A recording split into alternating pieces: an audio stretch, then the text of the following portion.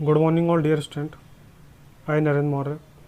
आज हम metrology and measuring instrument का एक नया चैप्टर स्टार्ट करने आ रहे हैं जिसका नाम है मेजरमेंट्स ऑफ सरफेस फिनिश। इस चैप्टर में हम किसी भी सरफेस को मेज़र किस तरह से करते हैं, मतलब किसी भी सरफेस की रफनेस किस तरह से मेज़र करेंगे, हम ये चेक करेंगे। ठीक है, मतलब इसमें हमें चेक करना है कोई भी सरफेस फिनिश, उसकी फिनिशिंग अच्छी है या नहीं है।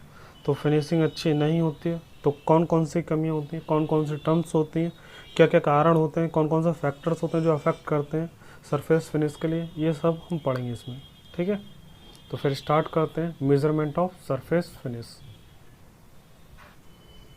सबसे पहले हम देखते हैं सरफेस टेक्सचर क्या होता है। तो जो हमारा चैप्टर है measurement of surface finish, surface finish में सबसे पहला वर्ड आएगा हमारा सरफेस टेक्सचर क्या होता है।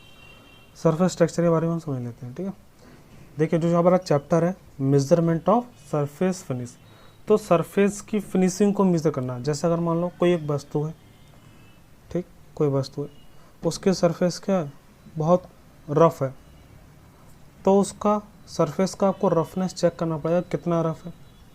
उसे भी हम एक फार्मूला द्वारा कैलकुलेट करते हैं, वो भी हम देखेंगे किस फार्मूला द्वारा करते हैं। तो सरफेस की रफनेस को हम कैलकुलेट करते हैं इसमें कि सरफेस रफ है या नहीं है, क्योंकि कई जगह क्या होता है सरफेस आपको रफ नहीं चाहिए होती, एकदम कह सकते हैं बिल्कुल यहाँ पे जो आपके सरफेस होगी, सरफेस में रफनेस बहुत कम होनी चाहिए।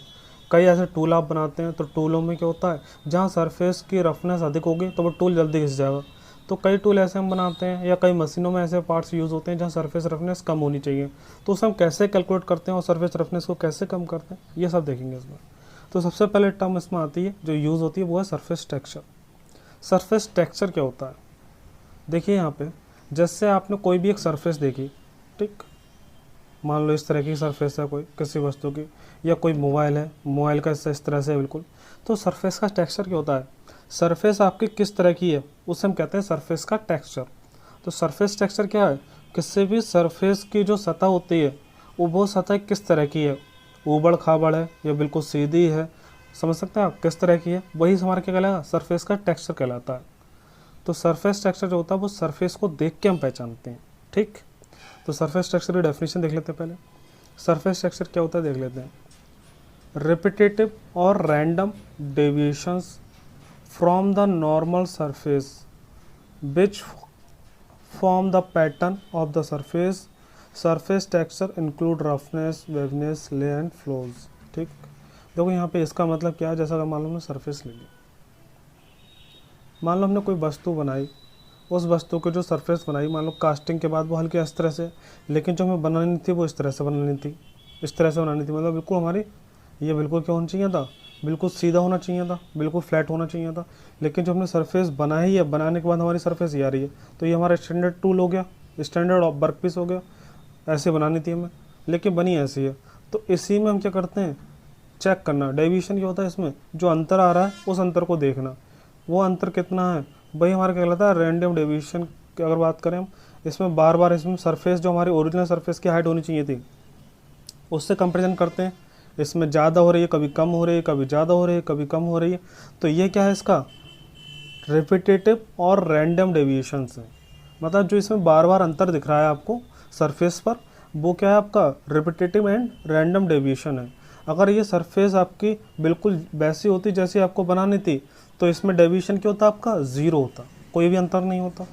ठीक, तो कोई भी सरफेस रफ है कितनी है तो उसके स्टैंडर्ड एक ऑब्जेक्ट से हम कंपेयर कर सकते हैं। ठीक, आगे देखते हैं, देखिए आगे देखिए, आगे क्या कह रहा है, every part surface is made up of texture and roughness which varies due to manufacturing technique and the pen structure itself. ठीक है, पार्ट स्ट्रक्चर इटसेल्फ मेनली अब बात करें यहाँ पर इस लाइन का मतलब क्या है, जो भी पार्ट होता है हमारा, कोई भी वस्तु हो, किसी भी पार्ट हो, उसकी जो सरफेस होगी उस पर कुछ ना कुछ टेक्सचर होगा। टेक्सचर का मतलब क्या, उसका एक सरफेस का कुछ अपना शेप होगा, उसे हम क्या कहते हैं, टेक्सचर कहते हैं। उसके हर एक सरफेस की एक टेक्सचर होगी। वो जो आपकी सरफेस है वो हो सकती है रफ हो सकती है, ठीक है, ड्यू टू मैन्युफैक्चरिंग के कारण हो सकती है। क्योंकि अगर हम क्या करते हैं, जब मैन्युफैक्चरिंग प्रोसेस करते हैं तो मैन्युफैक्चरिंग बनाते समय कई बार क्या होता है, बनाते समय कुछ गलतियां हो जाती हैं जिसके कारण जो सरफेस आपको एक्यूरेट मिलनी चाहिए थी वो ना मिल पा के हमें थोड़ी रफ सरफेस मिलती है, जिसमें बाद में आपको क्या करनी पड़ती है, मशीनिंग करी जाती है। तो मशीनिंग हम इसलिए तो करते हैं सरफेस की रफनेस को कम करने के लिए, ठीक। तो ये हमारे क्या होता है, ज़्यादा का जो अलग अलग पार्ट्स पे जो टेक्सचर प्राप्त होता है वो टेक्सचर क्यों प्राप्त होता है, मैन्युफैक्चरिंग वजह से। क्योंकि जब हम मैन्युफैक्चरिंग करते हैं तो उसमें बिफोर द मशीनिंग प्रोसेस, तो जो मैन्युफैक्चरिंग करा है उसमें कुछ ना कुछ रफनेस होती है, ठीक। अब उसे रिमूव करने के लिए बाद में आगे जो प्रोसेस है वो करते हैं। तो मैं समझ होंगे आप सरफेस टेक्सचर क्या है, किसी भी ऑब्जेक्ट का, पार्ट्स का जो सरफेस पे एक शेप होता है उसका जो दिखता है उसी को हम कहते हैं टेक्सचर कहते हैं। उस टेक्सचर में अगर रफनेस है तो रफनेस ड्यू टू मैन्युफैक्चरिंग के कारण हो सकता है, ठीक है। सरफेस रफनेस बात करें इसे दो कैटेगरी में डिवाइड करा है, प्राइमरी टेक्सचर और सेकेंडरी टेक्सचर। प्राइमरी टेक्सचर में क्या है, अगर हमारा इसमें रफनेस जो होगा, अगर हम इसका मान निकालते हैं, प्राइमरी टेक्सचर कब कहलाएगा, जब इसका मान 50 से कम आएगा तो कहलाएगा रफनेस, और जब 50 से अधिक आएगा तो कहलाएगा वेविनेस। वेविनेस और रफनेस क्या होता है ये समझ लीजिए। रफनेस क्या है आपका, रफनेस है माइक्रो, माइक्रो नहीं सॉरी नैनो, नैनो ये माइक्रो भी कह दो, ठीक है। माइक्रो मतलब बहुत छोटा, माइक्रो या नैनो जो इसमें रफनेस होती है, मतलब बहुत कम अमाउंट में रफनेस होती है, तो उसे हम क्या कहते हैं, रफनेस कहते हैं। उसका मान 50 से कम ही होगा। और 50 से अधिक कब होता है, जब उसका रफनेस अधिक होता है तब उसे कह सकते हैं मैक्रो। तो जब मैक्रो रफनेस होती है तो उसे हम क्या कहते हैं, सेकेंडरी टेक्सचर में आ जाता है वो। तो मतलब जब आपका सरफेस कम रफ होगा तब तो वो प्राइमरी टेक्सचर होगा, जब अधिक रफ होगा तो हमारा सेकेंडरी टेक्सचर हो जाएगा। तो वेविनेस भी कहते हैं इसे, ठीक है। जब अधिक हमारा रफ होता है तो उसे हम वेविनेस भी कहते हैं। यहाँ पे इतना याद रखना आप। जब आपका 50 से कम होता है रफनेस तो उसे हम कहते हैं प्राइमरी टेक्सचर, जब 50 से अधिक होता है तो उसे हम सेकेंडरी टेक्सचर या फिर वेविनेस के नाम से भी जानते हैं, ठीक है। तो सरफेस टेक्सचर आप समझे होंगे। अब इसके हम थोड़ी इमेज देख लेते हैं सरफेस टेक्सचर क्या होता है, इसकी इमेज देख लेते हैं जिससे आपको और अच्छे से क्लियर हो जाएगा सरफेस टेक्सचर के बारे में।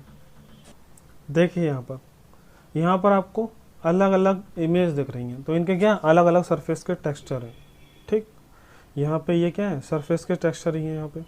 जैसे आपको यहाँ पर हम बात करें, ये दिख रहा है आपको, ये सरफेस अलग है, ये सरफेस अलग है, ये सरफेस अलग है, और ये सरफेस अलग है, ये भी सरफेस अलग है, ये सरफेस अलग है। तो ये सरफेस अलग क्यों है, क्योंकि इनके टेक्सचर क्या है, सबके अलग अलग है। तो टेक्सचर के आधार पे हम सरफेस को पहचानते हैं, इसी आधार पे इनके अलग अलग नाम भी होते हैं, ठीक है। तो इनके सरफेस का टेक्सचर क्या है, इसमें लाइन पैरेलल है एक दूसरे तो इसे पैरेलल कहते हैं, ठीक है। इसमें परपेंडिकुलर तो परपेंडिकुलर कहते हैं, मतलब उसके टेक्सचर के आधार पर इसे पहचाना जाता है। तो आप समझ होंगे सरफेस टेक्सचर क्या है। और देख लेते हैं थोड़ी इमेज इसमें।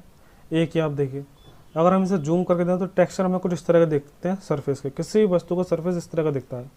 तो ये हमारे क्या है, ये भी सरफेस के टेक्सचर ही तो हैं, ठीक है। और नॉर्मली अगर हम बात करें कोई भी जब वस्तु बनाते हैं तो वस्तु जब मैन्युफैक्चरिंग करने के बाद जब तैयार होती है कुछ हल्के इस तरह से तैयार होती है।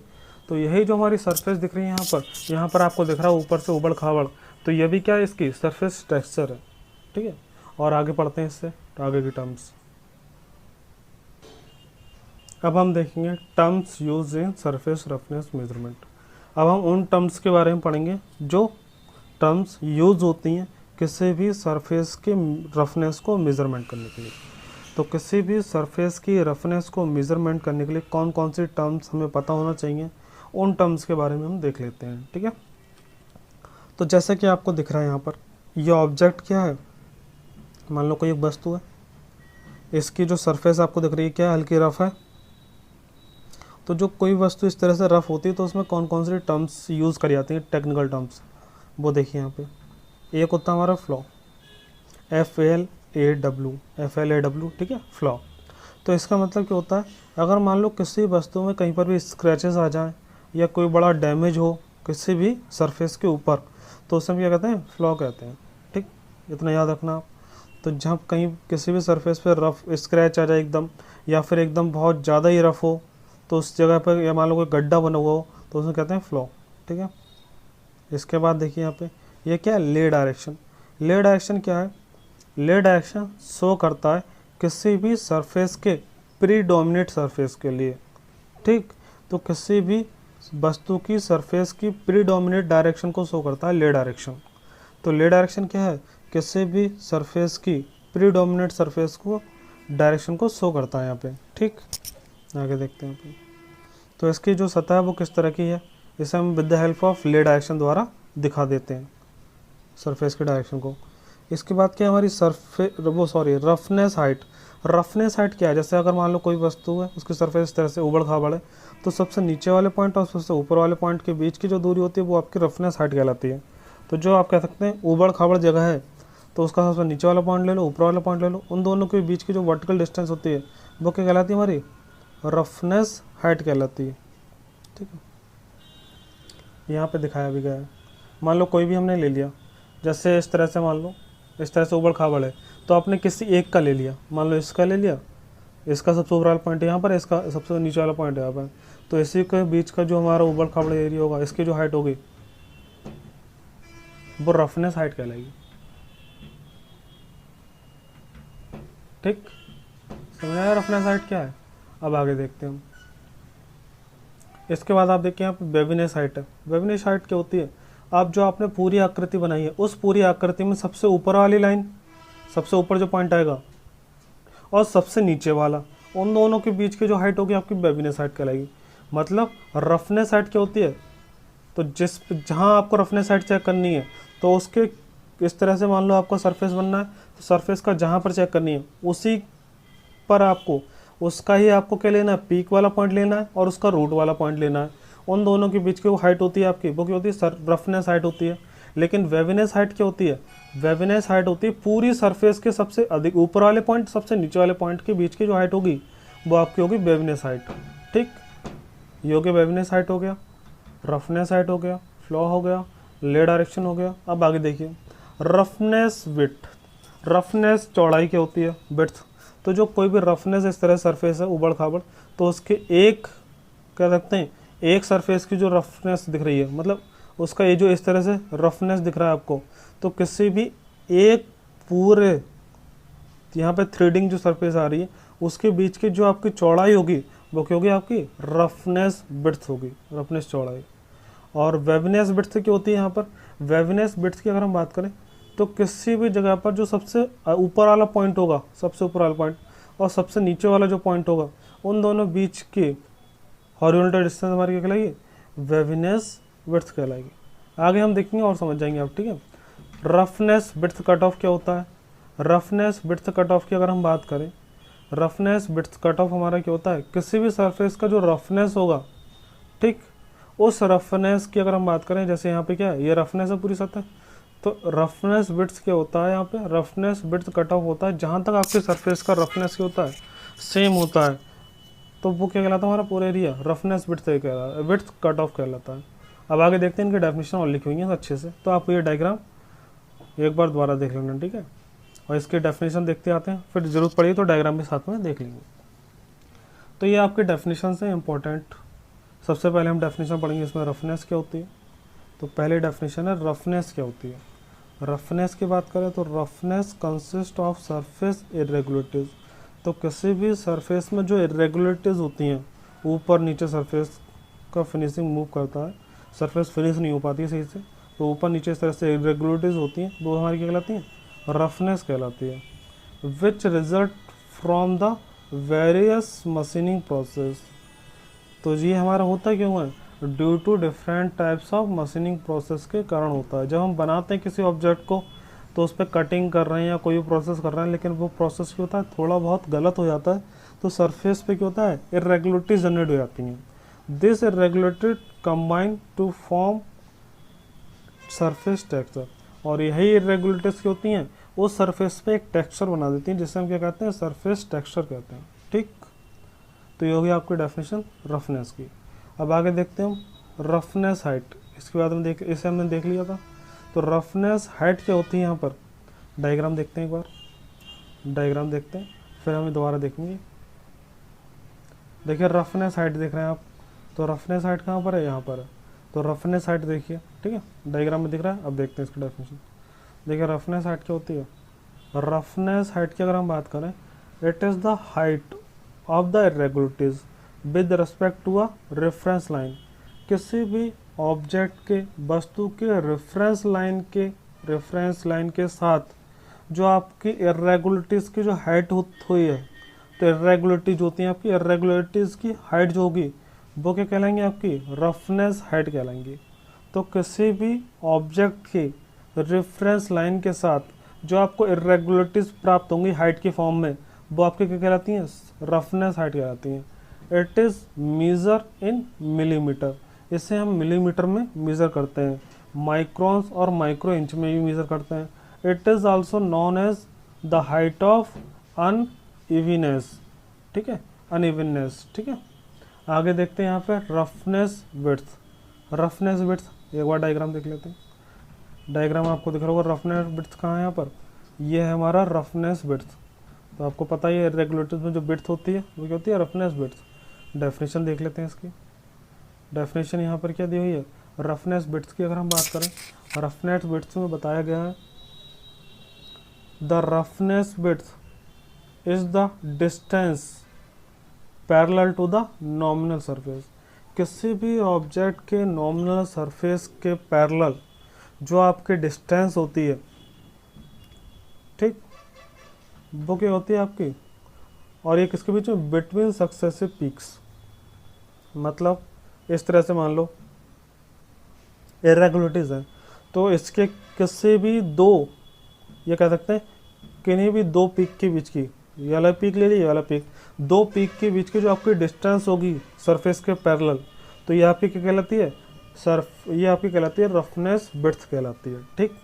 मान लो यहाँ पे इस तरह से इरेगुलरिटीज बनी है, और इरेगुलरिटीज में भी क्या होगा, इरेगुलरिटीज में आप कोई दो पीक ले लेंगे और उन दोनों पीकों के बीच की जो आपकी हॉरिजॉन्टल डिस्टेंस होगी, या कह सकते हैं सरफेस के पैरेलल जो डिस्टेंस होगी, वो आपके क्या कहलाएगी, सरफेस की रफनेस विड्थ कहलाएगी, ठीक। इसे हम मेज़र करते हैं इन मिलीमीटर्स में, ठीक है। आगे देखते हैं अगला हमारा क्या topic, roughness width cut off. Roughness width cut off क्या होता है, देखिए इसका डायग्राम देख लेते हैं। जैसे कि आपको डायग्राम दिख रहा है यहाँ पे, ये क्या है, रफनेस विड्थ कट ऑफ है, तो आपको डायग्राम में दिख रहा है। अब इसका डेफिनेशन देख लेते हैं। रफनेस विड्थ कट ऑफ क्या होता है हमारा, देखिए यहाँ पे, roughness width cut off is the greatest spacing of repetitive surface irregularity to be included in the measurement of average roughness height. It should always be greater than the roughness width in order to obtain the total roughness height rating, ठीक है। देखो ये क्या थी, roughness width थी, और जो roughness width cut off होती है क्या होती है, बड़ी होती है रफनेस विड्थ से, पहली चीज़ तो ये कही गई है। और दूसरा क्या है, ये कहाँ पर होती है, roughness width cut off is the greatest spacing, सबसे ज़्यादा स्पेसिंग होती है हॉरिजॉन्टल में, उसे हम क्या कहते हैं, रफनेस विड्थ कट ऑफ। ये कब होती है, अगर मान लो सरफेस में इरेगुलरिटीज है इस तरह से, तो यहाँ पर क्या होता है, जो सरफेस में इरेगुलरिटीज है, तो जहाँ पर रेपिटेटिव सरफेस होती है, मान लो यहाँ से यहाँ तक इरेगुलरिटी सेम है, फिर यहाँ से यहाँ तक सेम है, तो ये जहाँ तक क्या है इरेगुलरिटीज क्या होती हैं, कह सकते हैं डिफरेंट है, फिर बाद में रिपीटेड हो रही है, तो ये आपका क्या होगा, यहाँ से यहाँ तक आपका जो डिस्टेंस होगा वो आपको हो जाएगा रफनेस विड्थ कट ऑफ हो जाएगा, ठीक। तो जैसे इरेगुलरिटीज होती हैं कई बार इस तरह से, फिर इस तरह से चल रहा है दोबारा, फिर इस तरह से दोबारा चल रहा है, तो यहाँ से यहाँ तक कॉमन है एक ही बार, ये बार बार रिपीट हो रहा है, तो आपका ये क्या हो जाता है, रफनेस विड्थ हो जाता है, विड्थ कट ऑफ, सॉरी, ठीक है। तो ये आपकी टर्म्स हो गई। आगे देखते हैं, इसमें और भी हैं, ये सब इंपॉर्टेंट है, ये पूछी जाती। अब देखते हैं ले, LAY ले क्या होता है।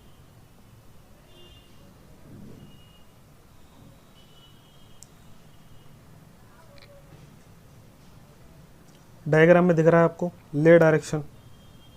ले डायरेक्शन आपको यहाँ पे क्या शो कर रहा है, किसी भी सरफेस की प्रीडोमिनेंट सरफेस की डायरेक्शन को शो कर रहा है, कि सरफेस में रफनेस किस तरह से उसकी डायरेक्शन को शो कर रहा है ये ले। देखते हैं इसकी थ्योरी।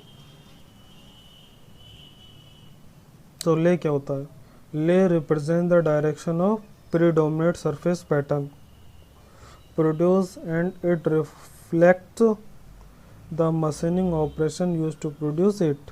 मतलब किसी भी मशीनिंग प्रोसेस में किसी भी ऑब्जेक्ट को जब हम बनाते हैं, तो बनाते समय उस पर जो सरफेस होगा उस पर आप कुछ ना कुछ काम तो करेंगे, तो बनाते समय जो सरफेस पर आप काम करते हैं उसके द्वारा जो आपको डिज़ाइन प्राप्त हो जाती है, समझ रहे हैं आप, तो वही आपका क्या होता है, वही आपका ये दिखाता है कि आपने उस पर जो काम करा है वो किस डायरेक्शन में काम करा है, किस तरह से।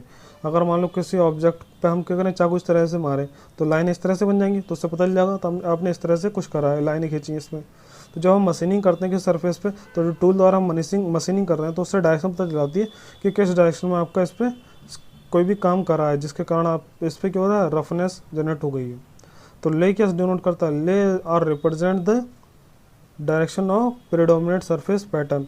तो किसी भी सरफेस का प्रीडोमिनेंट जो हमारा सरफेस पैटर्न है उसे शो करता है ले, ठीक है, कि किस तरह सरफेस हमने था। अगला हमारा है वेवनेस हाइट। ये देख लेते डायग्राम में, देखिए यहाँ पे आपको दिख रहा है यहाँ पे वेवनेस हाइट। वेवनेस हाइट यहाँ पे दिखाया गया था, तो वेवनेस हाइट हमने यहाँ पे देखा था। इसकी डेफिनेशन एक बार देख लेते हैं दोबारा। वेवनेस हाइट क्या होता है, वेवनेस हाइट की अगर हम बात करें, waviness height is the peak to valley distance of the surface profile measure in millimetre. मतलब कोई भी सरफेस है, मान लो उस पूरी सरफेस में, हाइट की बात हो रही है तो हाइट में देखेंगे, तो जो सबसे ऊपर वाली सरफेस होगी, सबसे पीक पूरे में, पूरी सरफेस में इरेगुलरिटीज में सबसे पीक वाला पॉइंट और सबसे नीचे वाला पॉइंट वैली वाला, उन दोनों के बीच की जो हाइट होगी वो आपकी क्या कहलाती है, वेवनेस हाइट कहलाती है, ठीक है, वेवनेस हाइट। और वेवनेस हाइट का मतलब क्या है, मैक्रो रफनेस, मतलब ज़्यादा रफ होगा। ज़्यादा खुरदरा का मतलब क्या है, ज़्यादा हाइट, और कम रफनेस का मतलब क्या है, कम हाइट, ठीक। तो वेवनेस हाइट का मतलब क्या हो गया, सब पूरी सरफेस का पीक वाला पॉइंट ले लो और वैली वाला पॉइंट ले लो, उन दोनों के बीच की जो वर्टिकल डिस्टेंस होगी आपकी क्या होगी, वेवनेस हाइट हो जाएगी, ठीक है। यहाँ तो हो गए। अगला डेफिनेशन देखते हैं। अगला डेफिनेशन है arithmetic average. Arithmetic average, arithmetic average और रूट मीन स्क्वायर, आरएमएस कहते हैं इसे। ये दोनों फॉर्मूले जो हैं इनका यूज़ करके हम क्या करते हैं, कैलकुलेट करते हैं किससे, किसी भी सरफेस की रफनेस को। तो किसी भी सरफेस की रफनेस को कैलकुलेट करने के जो दो फॉर्मूले होते हैं, एक फॉर्मूला हमारा होता है अर्थमेटिक एवरेज और दूसरा होता है रूट मीन स्क्वायर, ठीक। तो इन दोनों फॉर्मूले का ही यूज़ करके हम कैलकुलेट करते हैं किसी भी सरफेस की रफनेस को। कैसे करते हैं वो अभी आगे देखेंगे। इससे पहले एक डेफिनेशन पढ़ लेते हैं, ये वाली फ्लॉज। तो फ्लॉज को एक बार पढ़ लेते हैं, फ्लॉज, ठीक है। ये दोनों हम अभी आगे देखेंगे। इस पर बेस हमने आगे इसमें एक डायग्राम दिया, उसमें इसमें पूरी कैलकुलेशन भी करके दिखाई गई है। अर्थमेटिक एवरेज कैसे निकालता है और रूट मीन स्क्वायर कैसे निकालता है, इसका पूरा फॉर्मूले के साथ दिखाया जाएगा आगे, ठीक है। तो सबसे पहले हम देख लेते हैं फ्लॉज क्या होता है।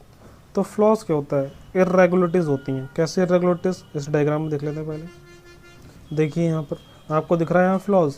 तो फ्लॉज क्या है, यहाँ पे जो स्क्रैचेस वगैरह, बड़े बड़े होल दिखते हैं आपको, डैमेज पोर्शन दिखता है, वो आपका क्या होता है, फ्लॉज होता है। मतलब बहुत अधिक अमाउंट में इर्रेगुलरिटीज़ दिखने लगे तो वो क्या कहलाता है, आपका फ्लॉज कहलाता है। तो इसके लिए अगर हम बात करें, डेफिनेशन की हमारी, इर्रेगुलरिटी विच अकर एट वन प्लेस, किसी भी एक प्लेस पे बड़े अमाउंट में क्या दिखें आपको, एकदम इर्रेगुलरिटी दिखें, widely varying interval in surface, it include crack scratch, जैसे क्रैक और स्क्रैच होते हैं तो वो क्या कहलाते हैं, आपके फ्लॉज कहलाते हैं। तो फ्लॉज क्या होते हैं, किसी भी सतह पर इर्रेगुलरिटीज दिखें, वो भी बड़े अमाउंट में, जैसे क्रैक होते हैं, स्क्रैच होते हैं, तो वो आपके क्या कहलाते हैं, वो टेक्निकल टर्म में फ्लॉज कहलाते हैं, ठीक है। टेक्निकल टर्म से उन्हें फ्लॉज कहते हैं, सही है। आगे हम यहाँ पे आप देख लेते हैं अर्थमेटिक एवरेज क्या होता है और रूट मीन स्क्वायर क्या होता है। अब देखिए यहाँ पे ये असल में क्या है, देखिए यहाँ पर अर्थमेटिक एवरेज की बात करते हैं सबसे पहले, फिर रूट मीन स्क्वायर की बात करेंगे, या फिर हम दोनों एक साथ देख लेते हैं। अर्थमेटिक एवरेज क्या है यहाँ पर, इसकी डेफिनेशन देखिए सबसे पहले। डेफिनेशन में क्या कह रहा है, अर्थमेटिक एवरेज कह रहा है if X is the measured value from the profilometer then the A, मतलब arithmetic average value can be calculated as shown below. इसे हम कैलकुलेट करते हैं, ठीक है। यहाँ पर आप याद रखना, जो रूट मीन स्क्वायर होता है ये 11% हायर होता है किससे, अर्थमेटिक एवरेज से। तो अगर किसी ऑब्जेक्ट का आप रूट मीन स्क्वायर निकालते हैं आरएमएस, तो अर्थमेटिक एवरेज से 11% हायर होता है, ठीक है। तो आरएमएस का मान क्या होता है, अधिक होता है। अब देखो हम कैलकुलेट कैसे करते हैं किसी वस्तु की, हम अर्थमेटिक एवरेज और रूट मीन स्क्वायर कैसे निकालेंगे वो देखिए। यहाँ पे देखिए आपको दिख रहा है यहाँ पे एक टेबल बनी हुई है जिसमें एक में एक्स का मान लिखा हुआ है, एक का मान, एक तरफ लिखा है एक्स स्क्वायर का मान। तो यहाँ पे ये कैसे बनाया है, तो देखो बनाने का तरीका क्या होगा, अगर मान लो कोई भी ऑब्जेक्ट है उसमें इर्रेगुलरिटीज़ हैं, इस तरह से मान लो इर्रेगुलरिटीज़ है, कभी ऊपर कभी नीचे, इस तरह से इर्रेगुलरिटीज़ हैं अलग अलग, उन इरेगुलरिटीज़ के आधार पर हर एक का अपने एक मान रख लिया, ठीक है, सेंटर लाइन से हर एक का मान रख दिया। तो उस पर हमने एक्स के मान अलग अलग निकाल लिए, ठीक है, इस तरह से अलग अलग मान निकाल लिए एक्स के हर पॉइंट पर। तो ये टोटल जो मान निकाल लिए, एक्स का मान आ गया। फिर उधर हमने क्या करा, एक्स स्क्वायर भी कर लिया इनका, एक्स स्क्वायर की एक टेबल बना ली। और जो टोटल एक्स आ गए, यहाँ पर हमने मान लो इस तरह से सरफेस थी, कोई इस तरह सरफेस थी, तो इसके जो टोटल कितने पीक थे मान लिए हमने, टोटल पीक थे 16 पीक थे किसी सरफेस के। तो 16 आपके इस टेबल में कितने मान होंगे, 16 मान हो जाएंगे। अब हमने टोटल सबका क्या कर लिया, एडिशन कर लिया। तो एक्स का टोटल करा तो ये आ गया 234, और एक्स स्क्वायर का टोटल करा तो 4551, ठीक है, 4551 आ गया, ठीक। अब देखो यहाँ पे अर्थमेटिक मीन कैसे निकालते हैं। पहला हमारा था अर्थमेटिक एवरेज। अर्थमेटिक एवरेज निकालने का तरीका है, जो टोटल एक्स है उन सब एक्स को, मतलब उन सबको ऐड कर दो, मतलब x1 plus x2 plus x3 up to इस तरह से कितने थे, 16 तक थे, तो 16 तक ऐड कर दो। अपॉन क्या कर दो, टोटल जितनी संख्या है उतने से भाग कर दो। टोटल कितने, 16 मान थे, 16 से भाग कर दो। तो फॉर्मूले लगाओगे तो कितना आ जाएगा अर्थमेटिक एवरेज, तो आ जाएगा आपका टोटल आपको हो गया x1 x2 x3 up to x16 तक। टोटल कितना आएगा आपका 234, तो 234 ऊपर रख दिया हमने और डिवाइड कर दिया। तो टोटल कितने मान है, 16, तो 16 से भाग कर दिया। तो ये मान आपका आगे कितना आ गया, यहाँ पर 14.6 माइक्रो इंच आ गया। अब इसके बाद करें RMS निकालना है, तो RMS का फॉर्मूला आप याद रखना, RMS का होता है स्क्वायर रूट में फॉर्मूला होता है। और स्क्वायर रूट में क्या होता है, ये स्क्वायर रूट में इसका मान होता है एक्स स्क्वायर अपॉन एन होता है रूट में, ठीक है। तो ये आपको याद रखना है, रूट में एक्स स्क्वायर अपॉन एन होता है, RMS का मान निकालना है। तो यहाँ पे इन्होंने क्या करा है, एक्स स्क्वायर का मान निकाला है, उसका सबका टोटल कितना आ गया, ये आ गया 451, ठीक है। टोटल ऑफ एक्स स्क्वायर आ गया आपका 4551, ठीक है। और उससे डिवाइड कर दी कितने से, 16 से, और रूट में इसलिए पावर लगा दी 1/2। सॉल्व करने पे आ गया ये 16.9 माइक्रो इंच। और इसका मान जो होगा हमेशा 11% कम से कम ज़्यादा होगा इसका, ठीक है। तो ये मान ज़्यादा आ रहा है RMS का मान, ठीक है। तो इस तरह से हम निकालते हैं, RMS का मान भी निकालते हैं, और आगे भी हम इसे कैलकुलेट करेंगे और सही से। तो ये आपका अर्थमेटिक एवरेज भी आ गया और RMS का मान भी आ गया, ठीक है। और ये कैलकुलेट कैसे करते हैं, इनके मान कैसे निकालते हैं, जैसे यहाँ पर एग्जाम्पल के लिए बात करें, यहाँ पर आपको एक रॉड दी है, ये इसकी मान लो आपको सरफेस की रफनेस चेक करनी है। तो इस पर इस तरह से टूल दिख रहा है आपको, ये टूल लगा हुआ है, तो इस तरह से टूल लगा होता है हमारा, ठीक है। और वो क्या होगा, उसके सरफेस पे रिवॉल्व कराया जाएगा, घुमाया जाएगा, और सरफेस की रफनेस जहाँ पे ऊपर नीचे मान हो रहे होंगे वो मान हम नोट करते जाएंगे, बार बार चेंज हो रहे होंगे। अगर सरफेस रफ नहीं होगी तो कोई मान चेंज होगा ही नहीं, जो भी उसका डायमीटर है वही रहेगा, ठीक। अगर चेंज हो रहा है इसका मतलब सरफेस रफ है। तो इस तरह से हम इसके चेक कर लेते हैं और अर्थमेटिक एवरेज और RMS के मान फाइंड आउट कर लेते हैं। तो आपका यहाँ तो हो गया, ठीक है।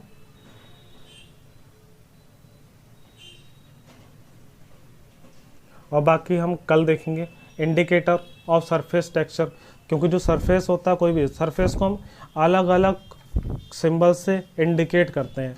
अलग अलग तरह की जो सरफेस होती हैं उन्हें अलग अलग तरीके से इंडिकेट करा जाता है। तो इंडिकेट किस चिन्ह से कैसे इंडिकेट करते हैं ये भी पूछा जाता है। तो ये हम कल पढ़ेंगे, सरफेस टेक्सचर को इंडिकेट किस सिंबल से करेंगे, तो ये सब हम कल पढ़ेंगे, ठीक है। तो ये कल पढ़ेंगे नेक्स्ट लेक्चर में। और सिंबल ऑफ प्ले, जो हमारा जो सरफेस होता है, सरफेस का सिंबल होता है, उससे किस तरह से शो करते हैं, ठीक है, ये भी हमें पढ़ना है। और कौन कौन से फैक्टर अफेक्ट करते हैं सरफेस के लिए, ये भी पढ़ना है हमें। और ज्योमेट्रिकल जो इरेगुलरिटीज होती हैं वो भी पढ़नी है हमें, ठीक है। सरफेस रफनेस के बारे में हम थोड़ा और उसमें कुछ कैलकुलेशन भी करना सीखेंगे, और ठीक है। तो ये बाकी जो हमारा बचा हुआ है वो हम अगले लेक्चर में देखेंगे, ठीक है। आज हमारा यहाँ तो हो गया, ठीक है।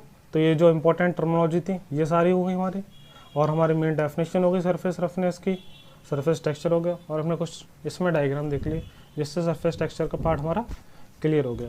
बाकी हम कल देखेंगे।